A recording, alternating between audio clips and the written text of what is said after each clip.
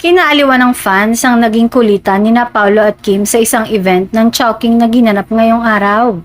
Agad kasing nag-viral sa social media ang isang eksena kung saan pabirong tinanong ni Paolo si Kim kung saan ito magva-Valentine ngayong taon. Habang nasa stage, napansin ng mga dumalo ang natural na asara ng dalawa na lalong nagpasaya sa audience. Habang nasa stage, napansin ng mga dumalo ang natural na asara ng dalawa na lalong nagpasaya sa audience.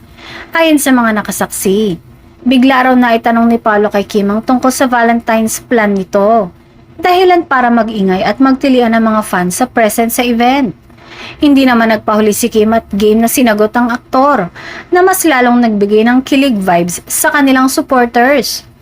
Marami ang nagsabing natural at komportable ang dalawa sa isa't isa kaya naman mabilis kumalat ang video clips sa iba't ibang social media platforms.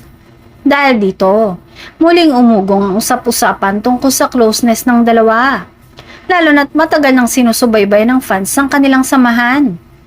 Samantala, wala namang opisyal na pahayag mula kina Paolo at Kim ukol sa tunay na plano nila ngayong Valentine's Day. Gayunpaman, nananatiling positibo at masaya ang kanilang pakikitungo sa isa't isa sa harap ng publiko. Sa huli, ang naturang eksena sa Chowking event ay patunay lamang kung gaano kalakas ang hatak ng tambalan ni na Paolo at Kim sa fans. Sa simpleng biroan at tanungan, muli nilang napasaya ang kanilang supporters at nagbigay ng panibagong kilig ngayong papalapit na araw ng mga puso.